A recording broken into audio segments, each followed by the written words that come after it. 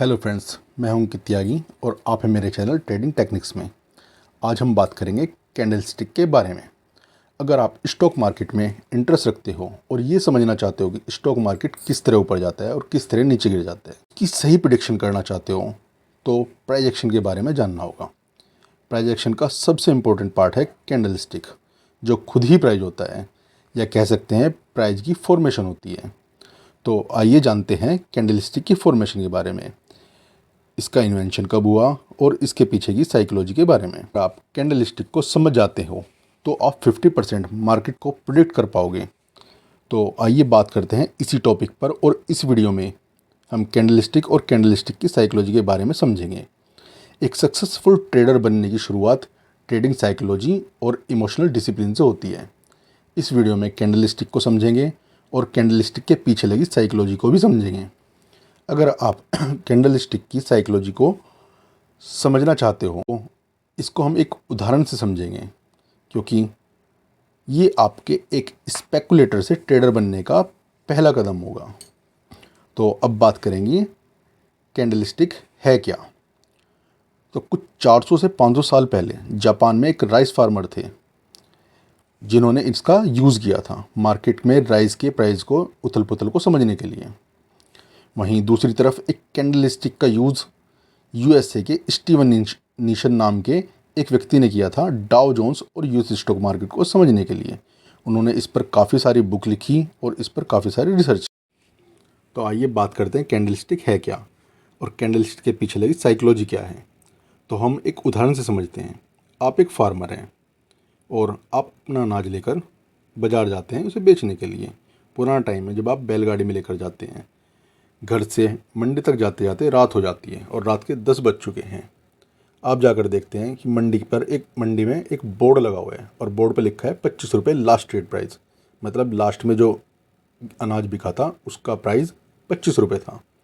अब आप हताश निराश खड़े हैं, तभी देखते हैं कि आपके पास एक व्यक्ति आता है जो पैसे से व्यापारी है। वो कहता है, भाई क्या बात है, कैसे परेशान हो। आप बोलते हो कि भाई अनाज बेचने आया हूँ, मंडी बंद हो गई है। तो व्यक्ति, कह लीजिए ब्रोकर, जो कहता है कि कोई बात नहीं भाई, मैं आपसे सारा अनाज खरीद लूँगा, लेकिन मैं आपसे 23 रुपये किलो अनाज खरीदूँगा। आप मुझे बेच सकते हो, अभी के अभी मैं आपकी पूरी गाड़ी खरीद लूँगा। अब आप मुझे क्वेश्चन का आंसर दीजिए कि आप उसे अनाज बेचोगे या नहीं। सोच समझ कर आंसर करना, क्योंकि पूरे साल मेहनत करके उसने जो अनाज उगाया वो उसे बेचेगा और उससे ही उसका अगले आने वाले साल का पूरा खर्चा चलेगा। इस सिचुएशन में कुछ लोग कहेंगे कि हम तो नहीं देंगे। क्यों नहीं देंगे? क्योंकि 25 रुपये की तुलना में 23 रुपये कम है। आपको लगता है कि 25 में बंद हुआ है तो 23 में क्यों दूं? अब आपका ब्रोकर आपको कन्विंस करेगा, अरे भाई आप क्लोज प्राइस पर क्यों देख रहे हो, ओपन प्राइस भी तो देखो। ठीक है, जो 20 रुपये था, मंडी कल 20 रुपये शुरू हुई, और क्या पता, कल का तो पता ही नहीं कि मार्केट कहाँ खुलेगा, और अगर नीचे खुल गया तो आप क्या करोगे। उसने आपको एक नया इन्फॉर्मेशन दे दी कि मार्केट खुला तो 20 रुपये पर था, आप सिर्फ क्लोज प्राइस क्यों देख रहे हो। अब आपके दिमाग में फिर से कैलकुलेशन चालू हो जाती है। अब आप सोच रहे हैं क्या करूं। अब आप समझते हैं, लोग सोच पड़ जाते हैं और सोचते हैं कि 23 रुपये जो 20 रुपये की तुलना में ठीक ठाक लगता है, और 20 रुपये और 25 रुपये के बीच में भी ठीक ठाक है, तो आप उसे दोगे या नहीं दोगे। अब मैं आपको एक चीज़ बताता हूँ कि प्राइस जो है वो अपने आप में एट्रैक्टिव या अनएट्रैक्टिव नहीं होता। प्राइस वही 23 रुपये है, अब वो अपने आप में एट्रैक्टिव अनएट्रैक्टिव नहीं है।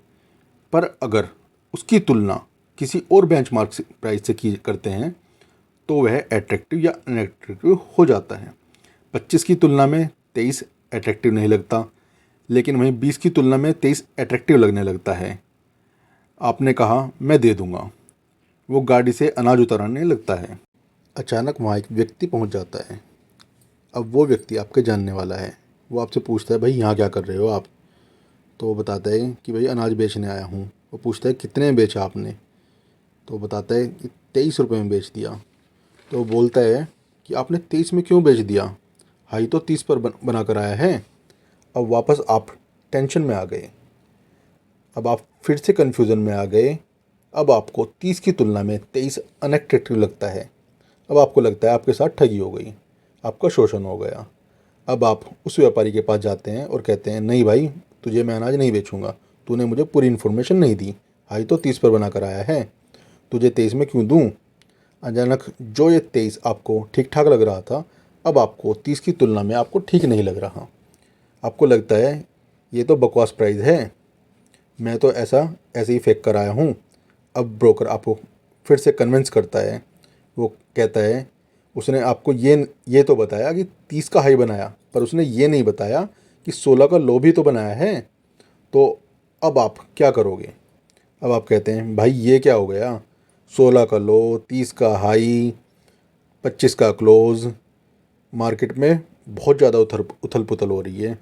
भाई मुझे मार्केट में इस अनसर्टेनिटी से बचकर गेहूँ बेचकर 23 पर ही निकल जाना चाहिए।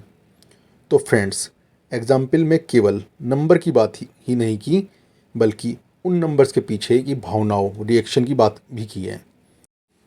अब बात करते हैं कैंडल स्टिक की फॉर्मेशन के बारे में। कैंडल 4 पॉइंट से मिलकर बनी होती है, open, close, high and low. Candle की बॉडी ओपन और क्लोज से बनी होती है, और जो कैंडल के दोनों तरफ डंडे निकली होती है, जिसे इंग्लिश में विक बोलते हैं, वो मार्केट के हाई एंड लो को शो करती है। अब बात आती है कैंडल स्टिक के टाइप के बारे में। कैंडल स्टिक मेनली 2 तरह की होती है, bullish and bearish. Bullish candle mostly green colour की होती है, और इसका ओपन नीचे की तरफ और क्लोज ऊपर की तरफ होता है। और जो विक होती है, निकली होती है, ओपन की तरफ लो की विक होती है और क्लोज की तरफ हाई की विक होती है। वहीं बेरिश कैंडल की बात करें तो बेरिश कैंडल रेड कलर की होती है। इसमें ऊपर की तरफ ओपन होता है और नीचे की तरफ क्लोज होता है। वहीं ओपन की तरफ हाई और क्लोज की तरफ लो की विक बनी होती है। बुलिश कैंडल तेज़ी को शो करती है और बेरिश कैंडल मंदी को शो करती है। फॉर्मेशन के अकॉर्डिंग कैंडल भी कई प्रकार की होती है, जैसे कि मारुबुजू, डोजी, स्पिनिंग, हैमर आदि। इन सब के बारे में हम आने वाली वीडियो में बात करेंगे और इनके बारे में आपको डीप में समझाएंगे। अतः आप मेरे चैनल पर बने रहें और लाइक और सब्सक्राइब करें। धन्यवाद। Thank you.